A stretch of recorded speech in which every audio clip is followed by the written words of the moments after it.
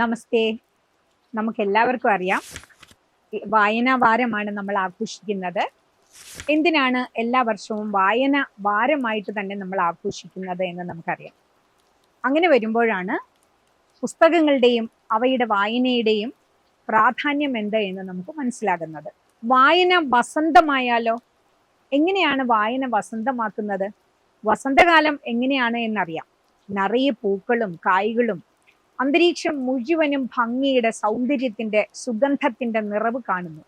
അതുപോലെ നമുക്കും അറിവുകൾ നേടി അത് തിരിച്ചറിവുകളാക്കിക്കൊണ്ട് ഭൂമിയിലെ ഓരോ പൂക്കളായിട്ട് ഓരോ ഉത്തരവാദിത്തങ്ങൾ ചെയ്ത് സുഗന്ധം പരത്തിക്കൊണ്ട് നമ്മുടെ പ്രവൃത്തിയിലൂടെ നന്മകൾ പരത്തിക്കൊണ്ട് നമുക്കും വസന്തത്തെ വിരിയിക്കാം. അങ്ങനെ വരുമ്പോ ഇനി ഏത് പുസ്തകമാണ് എടുക്കേണ്ടതെന്ന് ആലോചിച്ചപ്പോ ഒട്ടും സംശയം തോന്നിയില്ല, അത് ടാഗോർ എന്ന് പറയുന്ന ഏറ്റവും അതിമാനുഷ്യനായ ഇന്ത്യയുടെ പുത്രനെ തന്നെയാണ് എന്ന് എനിക്ക് തോന്നി. നമുക്ക് എല്ലാവർക്കും അറിയാവുന്നത് പോലെ 1861 മെയ് 7-ാം തീയതിയാണ് രവീന്ദ്രനാഥ് ടാഗോർ കൽക്കട്ടയിൽ ജനിച്ചത്. അദ്ദേഹത്തിന്റെ ജീവിതത്തില് ഏതാണ്ട് 16 വയസ്സിൽ തന്നെ അദ്ദേഹം ഒരു തൂലികാനാമം എടുക്കുകയും ആ തൂലികാനാമത്തിൽ അദ്ദേഹം ഭാനുസിംഹൻ എന്ന തൂലികാനാമത്തിൽ അദ്ദേഹം കവിതാ സമാഹാരം എഴുതുകയും ചെയ്തു. അതുകൂടാതെ നമുക്ക് എല്ലാവർക്കും അറിയാം, ഗാന്ധിജിക്ക് മഹാത്മാ എന്ന് പറയുന്ന ഒരു ശീർഷകം നൽകിയതും നമ്മുടെ ടാഗോറാണ്. നമുക്ക് അദ്ദേഹത്തിന്റെ സാഹിത്യ സബരിയിലേക്ക് കടന്നു കഴിഞ്ഞാൽ അദ്ദേഹത്തിന്റെ ഒരുപാട് നോവലുകളുണ്ട്, വിദ്യാഭ്യാസ സംബന്ധമായ ലേഖനങ്ങളുണ്ട്, കവിതകളുണ്ട്. നമുക്ക് എല്ലാവർക്കും അറിയാവുന്ന പോലെ നമ്മുടെ ഭാരതത്തിന്റെ മണ്ണിലേക്ക് ആദ്യമായിട്ട് നോബൽ സമ്മാനം സാഹിത്യത്തിന് കൊണ്ടുവന്ന 1913 ഇന്ത്യയിലേക്ക് സാഹിത്യത്തിന്റെ നോബൽ സമ്മാനം എത്തിച്ച ഗീതാഞ്ജലി ഉണ്ട്. ഇങ്ങനെ എന്താ പറയുന്നത്, വസന്തമായിരുന്നു ശരിക്കും ഭാരതത്തിന്റെ രവീന്ദ്രനാഥ് ടാഗോർ എന്ന് പറയുന്ന പുത്രൻ. അദ്ദേഹത്തിന്റെ യോഗായോഗം എന്ന് പറയുന്ന ഒരു നോവലിൽ നിന്നാണ് ഞാൻ ആരംഭിക്കുന്നത്. എന്തുകൊണ്ടാണ് ടാഗോർ എന്ന് പറയുന്ന സാഹിത്യ സബരിയെ യോഗായോഗിൽ നിന്ന് ഞാൻ തുടങ്ങിയതെന്ന് അറിയാമോ? എത്രയോ നൂറ്റാണ്ടുകൾക്ക് മുമ്പ് എഴുതപ്പെട്ട ഒരു പുസ്തകം. അവിടെ ഒരു സ്ത്രീ, ഒരു പെൺകുട്ടി എങ്ങനെ വളരണമെന്ന് കൃത്യമായി ഇതിൽ അടയാളപ്പെടുത്തിയിട്ടുണ്ട്. ആ പെൺകുട്ടിയെ കുമുദിനി എന്ന് പറയുന്ന ഒരു സ്ത്രീ കഥാപാത്രം തന്നെയാണ് ഈ നോവല്. കേന്ദ്ര കഥാപാത്രം എന്ന് പറയുന്നത് കുമുദിനി എന്ന് പറയുന്ന ഒരു സ്ത്രീയാണ്, ഒരു പെൺകുട്ടിയാണ്. അവളെ ആ വ്യക്തിത്വത്തിന് പ്രേരിപ്പിച്ച്, അവളുടെ വ്യക്തിത്വം യഥാർത്ഥത്തിൽ എന്താണ് എന്ന് അവളെ പഠിപ്പിച്ച് അവൾക്ക് ആത്മവിശ്വാസം തന്ന് സാഹിത്യത്തിലും അറിവിലും അതുപോലെ തന്നെ സംഗീതത്തിലും അവളെ നിപുണയാക്കി, വ്യക്തിത്വം എന്ന് പറയുന്നത് അനീതി കണ്ടു കഴിഞ്ഞാൽ അതിനെ എതിർക്കാനുള്ള ഇച്ഛാശക്തി നൽകി അവളെ അതുപോലെ പരിപാലിച്ചത് ആരാന്നറിയാവോ? അവളുടെ സഹോദരനായ വിപ്രദാസ് എന്ന് പറയുന്ന ജ്യേഷ്ഠനാണ്. അപ്പൊ ആ സഹോദരനിലൂടെ വളർന്നു വന്ന കുമുദിനി എന്ന് പറയുന്ന ഒരു പെൺകുട്ടിയെ കേന്ദ്ര കഥാപാത്രമാക്കി എടുത്ത യോഗായോഗി ഇന്നും പ്രസക്തമാണ്. നമുക്കറിയാം, ഇന്നും പെൺകുട്ടികൾ ആർജിക്കേണ്ടത്, കാലം ഒരുപാട് കടന്നു പോകുന്നു, പെൺകുട്ടികൾക്ക് അവരവരുടേതായ ആത്മവിശ്വാസമുണ്ട്, അവർക്ക് ഇഷ്ടമുള്ള വിദ്യാഭ്യാസ മേഖലയിലേക്ക് അവർ കടക്കുന്നു, തൊഴിൽപരമായിട്ട് ഏത് മേഖല തിരഞ്ഞെടുക്കണമെന്ന് അവർക്ക് മനസ്സിലാകുന്നു. അപ്പോഴുമൊക്കെ സ്വന്തം വ്യക്തിത്വം എന്ത് എന്ന് ഒരു കൃത്യമായ ഡെഫിനിഷൻ പെൺകുട്ടികൾക്ക് നൽകാൻ സഹായിക്കുന്ന ഒരു പുസ്തകം എത്രയോ കാലങ്ങൾക്ക് മുമ്പ് എഴുതപ്പെട്ടു എന്നുള്ളതാണ്. അവിടെയാണ് ടാഗോറിന്റെ മഹത്വം നമുക്ക് മനസ്സിലാക്കാൻ പറ്റുന്നത്. അദ്ദേഹം ആ കുമുദിനി എന്ന് പറയുന്ന വളരെ കൃത്യമായിട്ടാണ് കുമുദിനിയെ അദ്ദേഹം അടയാളപ്പെടുത്തിയിരിക്കുന്നത്. സഹോദര ബന്ധത്തെ കുറിച്ച് കൃത്യമായിട്ട് ഈ പേജുകളിൽ അദ്ദേഹം ഓരോന്നിലും കൃത്യമായിട്ട് പറയുന്നുണ്ട്. ഇതിന്റെ പ്രമേയത്തിലൂടെ നമ്മൾ കടന്നു പോകുമ്പോ എന്താ വിപ്രദാസ് പറയുന്നുണ്ട്, അരുതെന്ന് വിലക്കി കളയൂ ചേട്ടാ. എന്താണ് വിലക്കേണ്ടത്? പക്ഷിവേട്ട. അപ്പൊ കുമുദിനി ചെറുപ്പം തുടങ്ങി പ്രകൃതിയുമായിട്ടൊരു സൗഹൃദം ഉണ്ടാക്കിയ ആളാണ്. അപ്പോ അവളുടെ ഗ്രാമത്തില് അദ്ദേഹത്തിന്റെ ചേട്ടന്റെ കീഴില് പക്ഷിവേട്ട അല്ലെങ്കിൽ പക്ഷികളെ ഉപദ്രവിക്കുന്നു എന്ന് പറയുന്നത് അവൾക്ക് ഇഷ്ടമല്ല. അപ്പൊ അതിനെ നിരാകരിക്കണം, അല്ലെങ്കിൽ അതിനെ വേണ്ട എന്ന് വെക്കണം, പ്രൊഹിബിറ്റ് ചെയ്യണം എന്നുള്ള ഇച്ഛാശക്തിയോടുകൂടി തന്നെയാണ് വിപ്രദാസിനോട് അവൾ പറയുന്നത്, ഈ ഗ്രാമത്തിൽ ഇനി പക്ഷിവേട്ട വേണ്ട. അപ്പൊ എത്രയോ ചെറുതെന്ന് നമുക്ക് തോന്നും, പക്ഷെ എത്രയോ മഹത്തായ ഒരു ആശയമാണ് ആ ഒരു പെൺകുട്ടി അന്നത്തെ കാലഘട്ടത്തിൽ തന്നെ സ്വന്തം സഹോദരനോട് പറയുന്നത്. അതുപോലെ തന്നെ മതമൈത്രി ഇന്ന് നമുക്ക് പ്രശ്നമാണ്. മതങ്ങളും പ്രശ്നങ്ങളും ഒരുപാട് നിലനിൽക്കുമ്പോഴും ടാഗോർ കൃത്യമായി എഴുതുന്നു, അവിടുത്തെ ഒരു പരിപാടിയിൽ ചാറ്റർജിമാരുടെ വീട്ടിൽ വെച്ച് മധ്യാഹ്ന ഭോജനമാണ് നിശ്ചയിച്ചിട്ടുള്ളത്. അവിടെ ആരൊക്കെ വരുന്നതെന്നറിയാവോ? അതിനുശേഷം നടന്ന ധർമ്മം കൊടുക്കല്, പ്രജകളിൽ പ്രമാണികളായവര് തന്നെയാണ് സ്വയം മുന്നിട്ടിറങ്ങി ധർമ്മ വിതരണം. പക്ഷെ അവിടെ ആരൊക്കെ ഉണ്ടായിരുന്നെന്നറിയാവോ? എല്ലാ മതങ്ങളിൽ നിന്നുള്ളവരും ഉണ്ട്. ഹിന്ദുക്കൾക്കും മുസൽമാന്മാർക്കും എല്ലാവർക്കും. പ്രജകളാണ് എണ്ണത്തിൽ അധികം. അപ്പൊ ഇതെല്ലാം ഒരു മതമൈത്രിയുടെ, മനുഷ്യൻ ഈ ഭൂമിയിൽ ഒന്നാണ്, മനുഷ്യനുണ്ടാക്കിയ മതവിശ്വാസങ്ങൾക്കും രാഷ്ട്രീയത്തിനും എല്ലാം ഒരു താൽക്കാലികമായി നിലനിൽക്കുകയുള്ളൂ എന്ന് തന്റെ സാഹിത്യത്തിലൂടെ ആ എഴുത്തിനെ ഒരു വലിയ സാമൂഹിക ഉത്തരവാദിത്തമായിട്ട് തന്നെയാണ് ടാഗോർ തന്റെ എഴുത്തിനെ കണ്ടിരുന്നത് എന്ന് കൃത്യമായിട്ട് മനസ്സിലാക്കിക്കുന്നു. അവള് മധുസൂദനൻ എന്ന് പറയുന്ന വളരെ എന്താ പറയുന്നത്, ധനികനായ ഒരാളുടെ ഭാര്യയായിട്ടാണ് കുമുദിനി ചെല്ലുന്നത്. പക്ഷെ ഈ മധുസൂദനന്റെ മനസ്സ് അവളെ കാണുമ്പോൾ ഭയപ്പെടുകയാണ്. അതായത് തൻ്റെ ധനത്തിനും അല്ലെങ്കിൽ തൻ്റെ പണക്കൊഴുപ്പിനും ഒന്നും അവളെ കീഴടക്കാനാകുന്നില്ല എന്നൊരു ഭയം അയാളുടെ മനസ്സിലേക്ക് ജനിപ്പിക്കുന്ന രീതിയിലാണ് ടാഗോർ കുമുദിനിയെ ചിത്രീകരിച്ചിരിക്കുന്നതെന്നാണ്. കാരണം പലപ്പോഴും അയാളുടെ പണമോ അല്ലെങ്കിൽ അയാളുടെ ആഠ്യത്വമോ ഒന്നും കുമുദിനി എന്ന് പറയുന്ന പെൺകുട്ടിയുടെ മുന്നിൽ അയാൾക്ക് വല്ലാത്തൊരു ഇതൊന്നുമില്ല. അവൾക്ക് ചേട്ടൻ വളർത്തിയ വളരെ സ്വാതന്ത്ര്യബോധമുള്ള എന്താ പറയുന്നത്, നീതിബോധമുള്ള ഒരു പെൺകുട്ടിയാണ്. അവളുടെ ആ ഒരു എന്താ പറയുന്നത്, അതാണ് അവളുടെ ഗ്ലാമർ എന്നൊക്കെ നമ്മൾ പറയില്ലേ.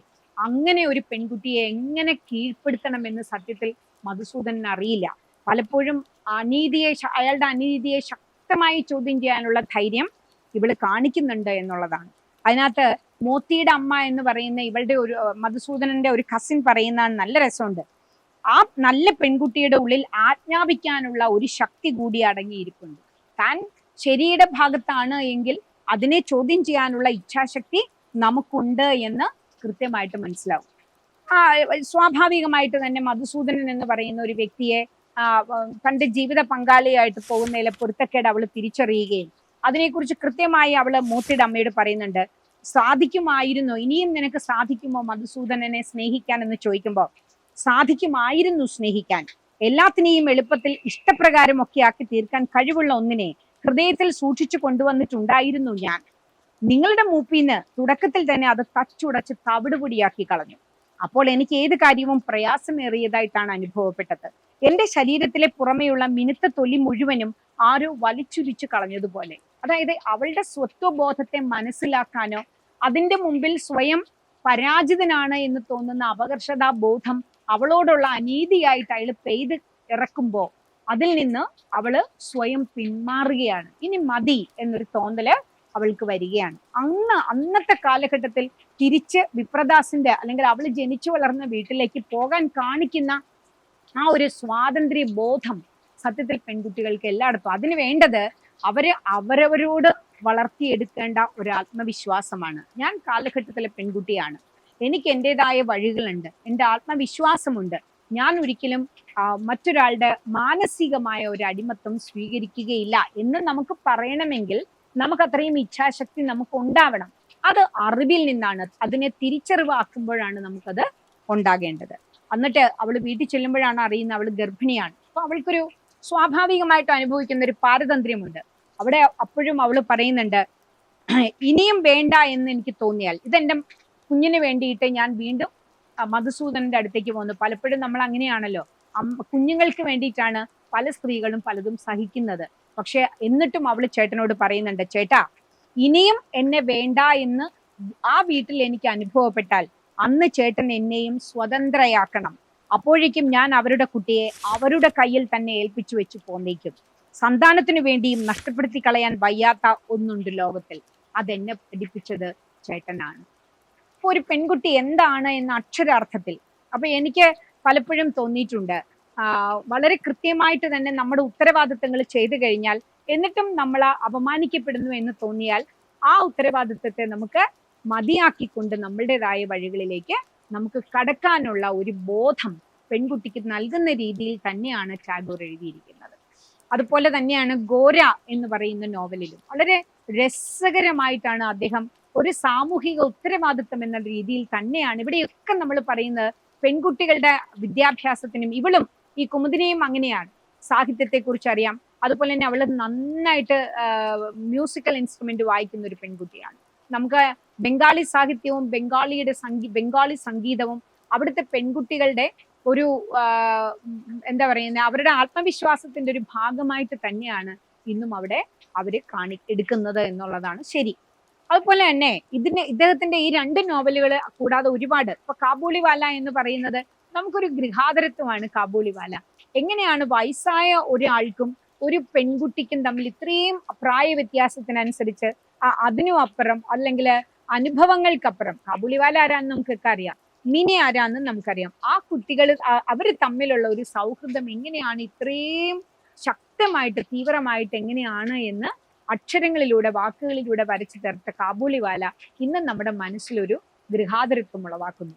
പിന്നീട് നമ്മൾ അങ്ങോട്ട് ചെന്ന് കഴിഞ്ഞാൽ ടാഗോറിന്റെ കവിതകളിലേക്ക് പോകുമ്പോൾ അതിസുന്ദരമായ ഒരു കുഞ്ഞു മഴപ്പെയ്ത്തോ അല്ലെങ്കിൽ ഒരു പൂവിരിയുന്ന ഒരു താളമോ അല്ലെങ്കിൽ ഒരു ചെറിയ കാറ്റിന്റെ സുഖമോ ഒക്കെയാണ് നമുക്ക് ആ കവിതകളിലൂടെ പോകുമ്പോൾ നമുക്ക് കിട്ടുന്നത്.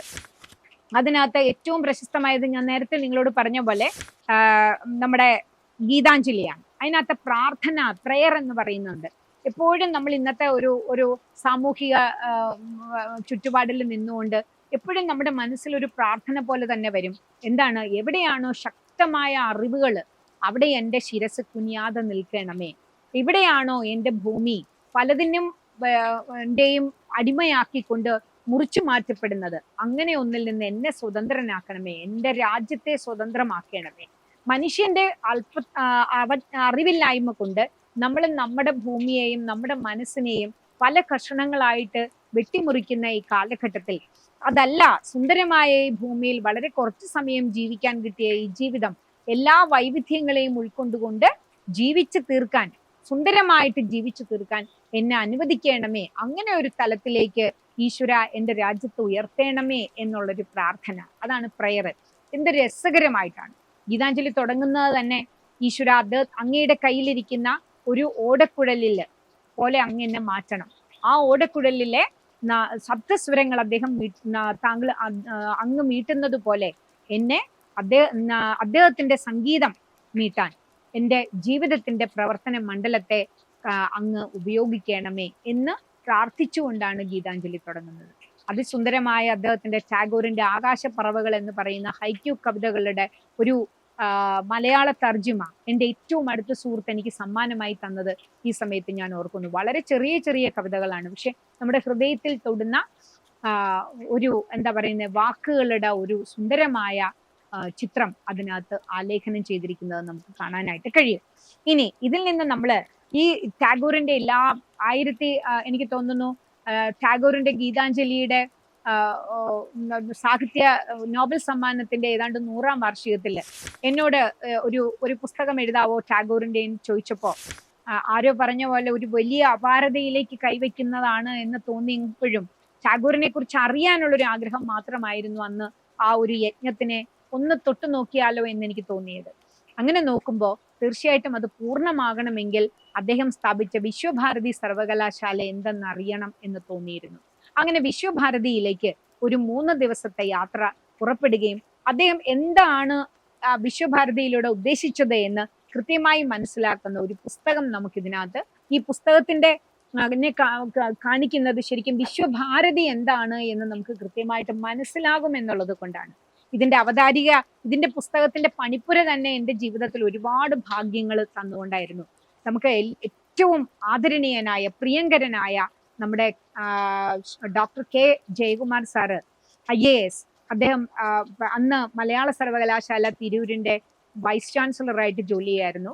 അദ്ദേഹത്തിന്റെ ഓഫീസിൽ ഇൻകലിൽ പോകുകയും ഏതാണ്ട് ഒരു 2-3 മണിക്കൂർ അദ്ദേഹവുമായിട്ട് നമ്മൾ ഒരു അഭിമുഖത്തിന് സമയം തരികയും അദ്ദേഹത്തിന്റെ ഒരു ഗൈഡൻസിലൂടെയാണ് നമ്മൾ ബാക്കിയെല്ലാം ചെയ്തിരുന്നതും ഇതിന്റെ അവതാരികയും അദ്ദേഹം തന്നെയാണ് എഴുതിയതും എന്നുള്ളത് നമുക്ക് കിട്ടുന്ന ഏറ്റവും വലിയ സൗഭാഗ്യങ്ങളിൽ ഒന്നായിട്ട് തന്നെ കാണുന്നു.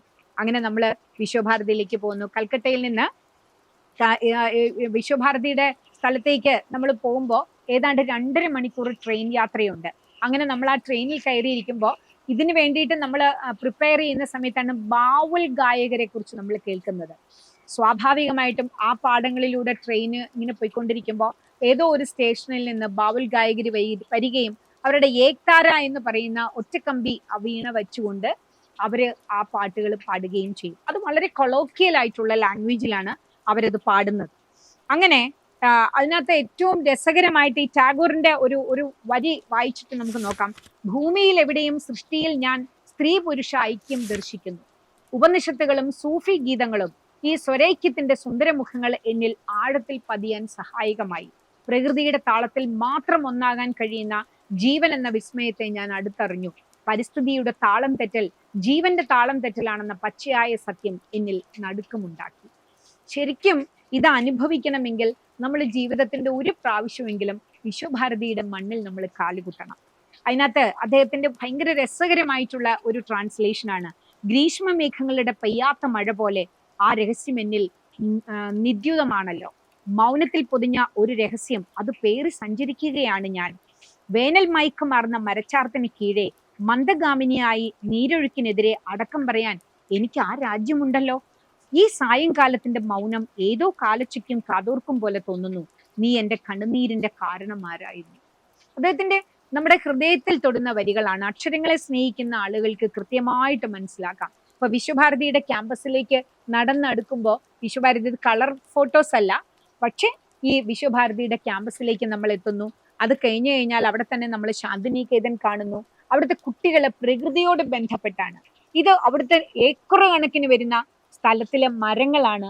ഈ മരങ്ങളുടെ താഴെയുള്ള ഇങ്ങനെ കെട്ടിവെച്ച ഈ മതിലിന് താഴെയാണ് കുട്ടികൾ ക്യാൻവാസുമായിട്ട് വന്ന് എന്താ പറയുന്ന ചക്രവാളത്തില് ആദ്യത്തെ വെള്ള വീഴുമ്പോഴേ കുട്ടികൾ ക്യാൻവാസുമായിട്ട് വന്നിരിക്കും. അവർ വരയ്ക്കുന്നു, അവർ കിളികൾ, ആ സമയത്ത് അവിടെ കിളികളുടെ പാട്ടുകൾ കേൾക്കാൻ പറ്റുന്നു, ഇലകളുടെ സംഗീതം, കാറ്റിന്റെ സംഗീതം കേൾക്കാൻ പറ്റുന്നുണ്ട്.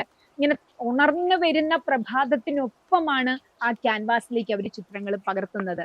അതിമനോഹരമായ ഒരു കാഴ്ച ജീവിതത്തിൽ ഒരു പ്രാവശ്യമെങ്കിലും നമ്മൾ കാണുമ്പോൾ ഈ പ്രകൃതി എത്ര സുന്ദരിയാണ് എന്ന് നമുക്ക് മനസ്സിലാവും. അതുപോലെ തന്നെ ഏറ്റവും പ്രധാനപ്പെട്ടതാണ് അതിന്റെ കവാടത്തിലേക്ക് എത്തുമ്പോൾ നമ്മൾ കാണുന്ന സന്താൾ ശില്പങ്ങള്. അപ്പൊ അവിടെ അദ്ദേഹത്തിന്റെ ഒരു വാക്കുണ്ട്, യത്ര വിശ്വം ഭവത്രേക നീടം. ഒന്നുകൂടെ ഞാൻ പറയാം, യത്ര വിശ്വം ഭവത്രേക നീടം എന്ന് പറഞ്ഞാൽ where the world meets in one nest. ഒരു കൂടയ്ക്കുള്ളില് അല്ലെങ്കിൽ ഒരു പക്ഷിക്കൂടിനുള്ളില് ലോകം മുഴുവൻ ഒന്നാകുന്നു. ഇതാണ് വിശ്വഭാരതി. ലോകത്തിന്റെ നാനാഭാഗങ്ങളിൽ നിന്ന് വരുന്ന കുട്ടികൾ അവിടെയുണ്ട്. ഇവിടെ ഒറീസക്കാരുണ്ട്, മലയാളികളുണ്ട്. ചന്ദ്രനിലെ മലയാളി എന്ന് പറഞ്ഞ പോലെ പിന്നെ നമുക്ക് ചുറ്റും മലയാളികളായിരുന്നു. അവരോട് സംവദിക്കാൻ നമ്മളെ കൊണ്ട് സാധിച്ചിട്ടുണ്ട്. അവിടെ ഒരു പയ്യൻ എൻ്റെ അടുത്ത് പറഞ്ഞു, ടീച്ചർ, നിങ്ങള് ഒരു മുൻവിധിയോടുകൂടിയും വിശ്വഭാരതിയെ സമീപിക്കാതിരിക്കുക. അതായത് നിങ്ങൾ വായിച്ചു കേട്ടതും ആരെങ്കിലും പറഞ്ഞു കേട്ടതും അല്ലെങ്കിൽ ഗൂഗിളിൽ സെർച്ച് ചെയ്തും ഒന്നുമില്ല വിശ്വഭാരതി. അതൊന്നും അല്ല. ഓരോ മനുഷ്യർക്കും ഓരോ അനുഭവമാണ് വിശ്വഭാരതി. ചുമ്മാ നടക്കുക, ഇവിടുത്തെ ഓരോ കണ്ടുമുട്ടലുകളും ഇവിടുത്തെ ഓരോ പൊഴിഞ്ഞു വീഴുന്ന ഇലകൾ കൂടി നിങ്ങൾക്ക് ചരിത്രം പറഞ്ഞു തരും. അങ്ങനെ യാതൊരു ഇൻഹിബിഷനും ഇല്ലാത്ത ഒരു യാത്ര തുടങ്ങണമെന്ന് മലയാളിയായ ഒരു പയ്യൻ രഞ്ജിത്ത്, ഞാൻ ആദരവോടുകൂടി ഓർക്കുന്നു. രഞ്ജിത്ത് ഇന്ന് നമ്മോടൊപ്പം ഇല്ല എന്നുള്ളതും ഈ അവസരത്തിൽ പറയട്ടെ. ഈ പുസ്തകം പോലും ഞാൻ രഞ്ജിത്തിന് സമർപ്പിച്ചതാണ്. തീർച്ചയായിട്ടും രഞ്ജിത്താണ് എന്നെ അങ്ങനെ ഒരു വലിയ കാഴ്ചപ്പാടിലേക്ക് ആ യാത്ര തുടങ്ങാൻ എന്നെ സഹായിച്ചത്.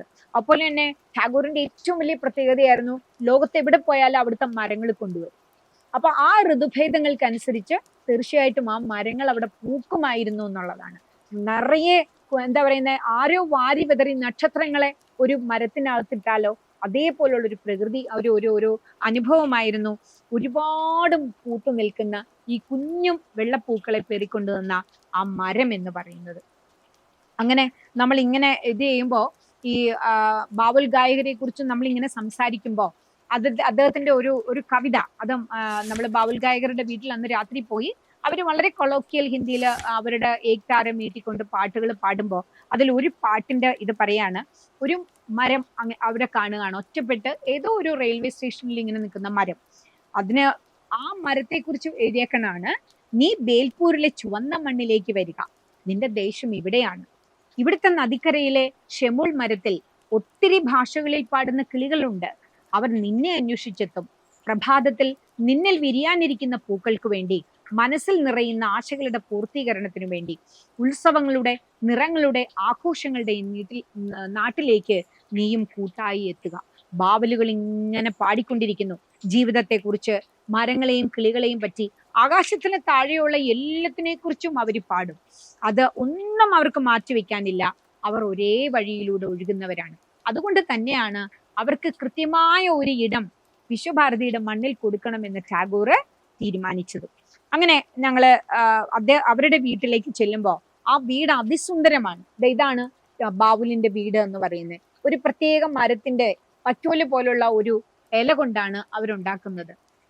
അകത്തേക്ക് കയറി കഴിഞ്ഞാൽ നമ്മൾ ഭയങ്കര അതിശയപ്പെടും. ചെറിയൊരു വീട് ഇങ്ങനെ കൂന പോലെ ഇരിക്കുമെങ്കിലും അകത്ത് നിരവധി മുറികളുള്ള ഭയങ്കര രസകരമായിട്ട് പ്രകൃതിയോട് ഇടപഴകുന്ന രീതിയിലുള്ള ഒരു വീട് നമുക്ക് കാണാൻ പറ്റും. ഇതാണ് അവരുടെ ഏക്താര എന്ന് പറയുന്ന സംഗീത ഉപകരണം. അത് വെച്ചുകൊണ്ടാണ് അവർ ഒരുപാട് പാട്ടുകൾ പാടുന്നത്. അന്ന് നമ്മൾ കണ്ട ബാവുലാണിത്, അദ്ദേഹത്തിന്റെ പത്നിയാണ് ഇത്. അപ്പൊ അവര് വളരെ ഇൻഫോർമൽ ആയിട്ടാണ് നമ്മളോട് ഇടപഴകുന്നത്. നമ്മൾ ഏതോ ഒരു സ്ഥലത്ത് നിന്ന് വന്നു, അങ്ങനത്തെ അപരിചിതത്വം ഒന്നുമില്ല. അവര് കാണുന്ന കിളികളെ പോലെയും ചെടികളെ പോലെയും അവര് നടന്നു പോകുന്ന മൺവഴികളെ പോലെയും തന്നെ പരിചിതരാണ്. ഏത് രാജ്യത്തു നിന്ന് വന്നാലും അവർക്ക് ആ അപരിചിതത്വമേ ഇല്ല. ഭാഷയുടെ വ്യത്യാസമില്ല, സംസ്കാരത്തിന്റെ വ്യത്യാസമില്ല, എങ്ങനെ ഇടപഴകണം എന്നുള്ള ഒരു ഇൻഹിബിഷൻ ഇല്ല. അവർക്കെല്ലാം ഒരുപോലെ, മനുഷ്യനും മണ്ണും പ്രകൃതിയും ഒരേപോലെ കാണുന്ന ഒരു ഒരു സംസ്കാര സമ്പന്നരായ മനുഷ്യരെ നമുക്ക് അവിടെ കാണാൻ പറ്റുമായിരുന്നു. തീർച്ചയായിട്ടും ഒരിക്കൽ കൂടെ പറയാം, വിശ്വഭാരതി ഒരിക്കൽ എങ്കിലും നിങ്ങൾ കാണേണ്ടതാണ്. നിങ്ങളുടെ ജീവിതത്തിന്റെ ഒരു സ്വപ്നയാത്രയിൽ ഉൾപ്പെടുത്തേണ്ട ഒന്നാണ് വിശ്വഭാരതിയുടെ ക്യാമ്പസ്. കാലങ്ങളിലുള്ള മാറ്റങ്ങൾ സത്യം പറഞ്ഞാൽ അത് വേദനാജനകമാണ്. അങ്ങനെ ഒരു മാറ്റങ്ങൾ ഉണ്ടായാൽ നഷ്ടപ്പെടുന്നത് എത്രയോ കാലങ്ങൾക്ക് മുമ്പ് ഒരു മനുഷ്യന്റെ സ്വപ്നം ഈ മണ്ണിൽ അടുത്ത തലമുറയിലേക്ക് ഒരുമിച്ച് നിർത്തിക്കൊണ്ട്, ഭാഷ ദേശ അതിർത്തി ഭേദമില്ലാതെ സംസ്കാരങ്ങളെല്ലാം ഒന്നിച്ചുകൊണ്ട് ഒരു പുതിയ മനുഷ്യനെ ഉണ്ടാക്കാനുള്ള ഒരു വലിയ യജ്ഞത്തെയാണ് ശരിക്കും അത് മാറ്റരുത്, അല്ലെങ്കിൽ മാറ്റാനുള്ള ഒരു അങ്ങനെ സംഭവിക്കാതിരിക്കട്ടെ, അതിൻ്റെ ആ നൈതികത അല്ലെങ്കിൽ അതിൻ്റെ സ്വാഭാവികത ആ മണ്ണിൽ എന്നും നിലനിൽക്കട്ടെ എന്ന് നമുക്ക് ആശിക്കാം. ഒരിക്കൽ കൂടെ ടാഗോറിന്റെ വഴികളിലൂടെ പോകുമ്പോൾ അക്ഷരാഞ്ജലിയായിട്ട് ഞാൻ പറയുന്നു, വിശ്വഭാരതിയുടെ ക്യാമ്പസിൽ നിന്ന് കിട്ടിയ എത്ര വിശ്വം ഭവത്രീക നീടം. ഒന്നുകൂടെ ആവർത്തിക്കട്ടെ, where the world meets in one nest. ഈ ഇത്രയും വലിയ ഒരു ജീവിത ധന്യതയെ തീർച്ചയായിട്ടും നമ്മുടെ ജീവിതത്തിന്റെ വഴികളിൽ എപ്പോഴെങ്കിലുമൊക്കെ ആയിട്ട് നമുക്കും കൂടെ ചേർക്കാം. അതിന് പ്രകൃതി നമുക്ക് അനുവാദം തരട്ടെ എന്ന് ആശംസിക്കുന്നു.